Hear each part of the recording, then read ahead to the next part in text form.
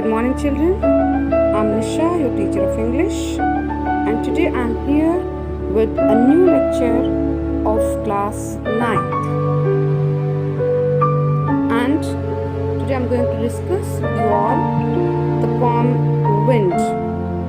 This is the poem number 2 of your book Beehive, and it is written by Subramanya Bharati.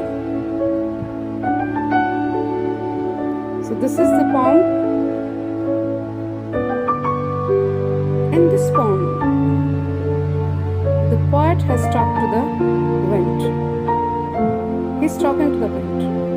You all know that wind is a natural phenomenon. The power of wind has been described, and the poet says that the wind is destructive. He's linked the wind with the adversities of life and says that the weak people break down, but stronger people emerge out of the adversities stronger. The poem gives us an important lesson, an important message, that we should be mentally tough and physically strong in order to survive the hardships of life. A weak person breaks down like a weak building. We must make these destructive forces of nature our friends, and we can do with only our strength and determination. So I'm showing you some pictures of wind. You can see here that these are some pictures of strong wind. It's not a soothing wind, it's strong wind. Now I'm going to show you a picture of winnowing. What is winnowing? Winnowing means when we want to separate the grains from the chaff, and it is done with the help of wind. If there is no wind, we cannot do this. These are some of the other examples of winnowing. You can see it very clearly. And now we will be doing the word meaning. The first word is poking fun. It means making fun of something. Then weaklings. It means a person who is weak. Crumbling, falling. Rafter, a sloping beam that supports the roof. Winnows, to separate grain from the husk by blowing on it. Steadfast, firm. Now, we are going to discuss the first few lines of the poem, and the first line says, "The wind comes softly." Don't break the shutters of the windows. Don't scatter the papers. Don't throw down the books on the shelf. There, look what you did. You threw them all down. You tore the pages of the books. You brought rain again. You are very clever at poking fun at weaklings. So, dear children, in this, the poet is talking to the wind, as if we talk to any person. He asks the winds to come softly. So he is saying that the wind should not be very strong. The wind should not be very loud. It should be soft. Then he says that the wind is so powerful that it breaks the shutters of the windows, it scatters the papers, and it throws down the books which are kept on the shelf. And he is requesting the wind not to do any of such activities. Then he says to the wind to look at the destruction that it had done. When there is strong wind, all the things are weak, like it has done with the pages, with the books. He says that what it has done. It has done destruction. It has torn the page of the books. It has thrown all the books down. And it has brought what? It has brought rain again. And he is addressing the wind and saying that the wind is very clever as it makes fun of weak people. As it makes fun of weak things like small plants, small children. They all get scared and they can even fall and get hurt when the wind blows strongly. So he is saying, it should come softly, just like a small child does.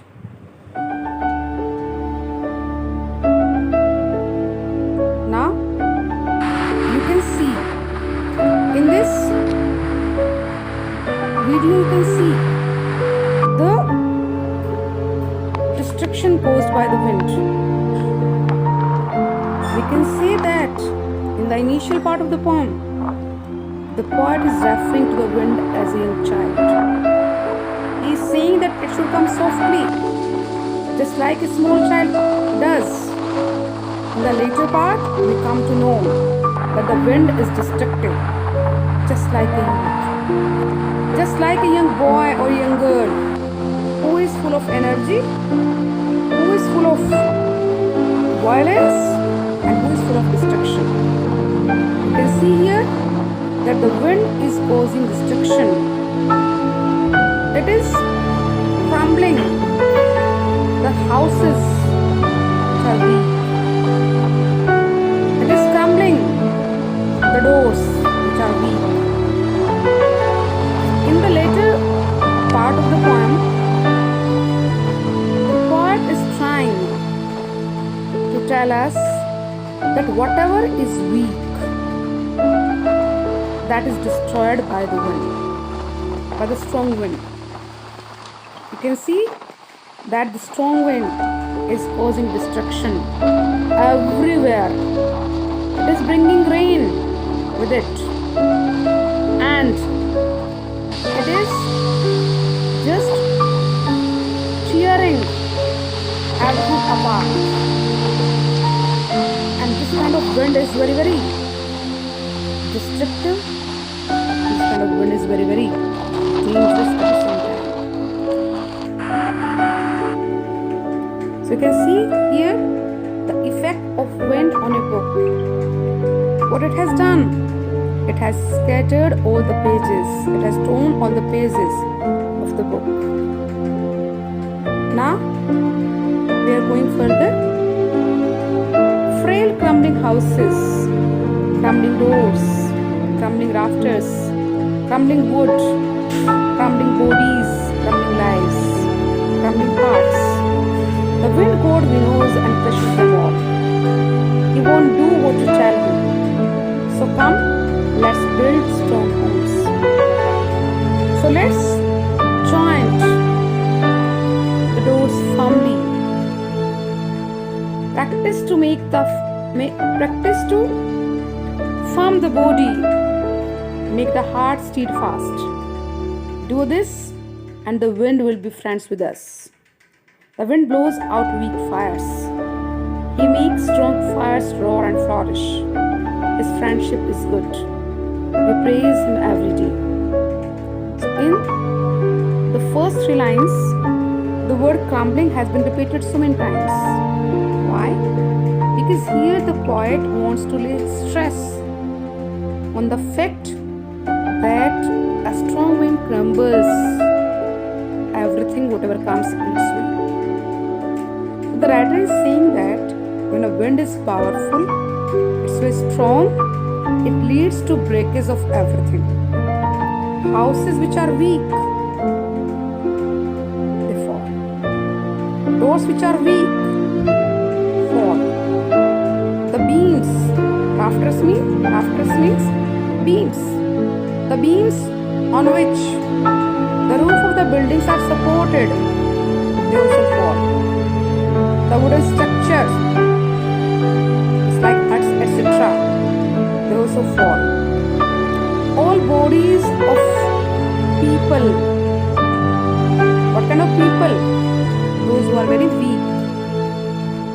fall. Animals, lives, hearts, all these weak things, they fall because of the strong wind. So he is saying that everything crumbles. Everything that is weak reacts by falling down and breaking in the face of adversity.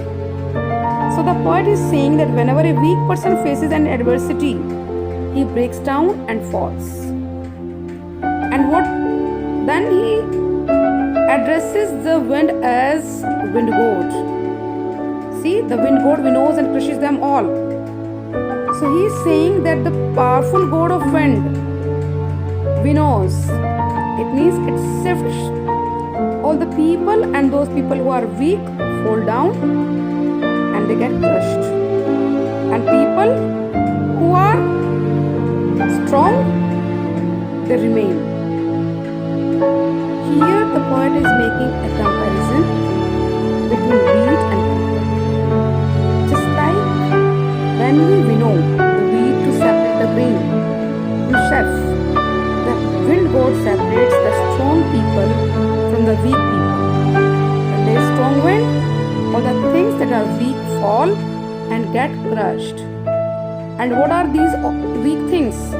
These weak things are crumbling houses, doors, rafters, wood, bodies, lives and hearts. Wind god puts them in a very big, in a very big vessel, and it starts winnowing it, winnowing all these things. So what we should do? If we want to be friend of wind, then we should be prepared. So he's saying he won't do what you tell him. Wind god will not follow your orders. He will not follow your suggestions. You will have to adapt as per the wind. And how we can adapt? How we can be very helpful? How can we be very strong? We can be strong by building strong homes. So he is suggesting that we should be prepared. And in preparation, what we should do? We should build strong homes. Let's join the Domes family means we should close the doors of our houses firmly so that the wind cannot get into it. And then he says that we should also make our bodies strong and hearts firm to face these challenges. And then once we are strong enough, all the challenges will be our friends. We will not feel that all these things are troublesome. If we are doing this, what do you ask us to do? You ask us to do? First, he asks us to build strong homes. He asks us to join the doors firmly. He asks us to practice to form the body. He asks us to make the heart steadfast. And if we are doing all these things, we will be friends with God of wind. And now he is trying to tell us a very simple thing. He is trying to give us a very simple message that everything that is weak gets finished off in the face of storm wind. And what example he is giving us? He is giving us the example of weak fire. He says, you can see here, these are the crumbling houses. And now you can see that this is weak fire. And if the strong wind blows, then this fire will be just finished off. And if the fire is very strong, you can see here, if the fire is very strong, it will flourish, it will grow, it will become more strong with strong wind.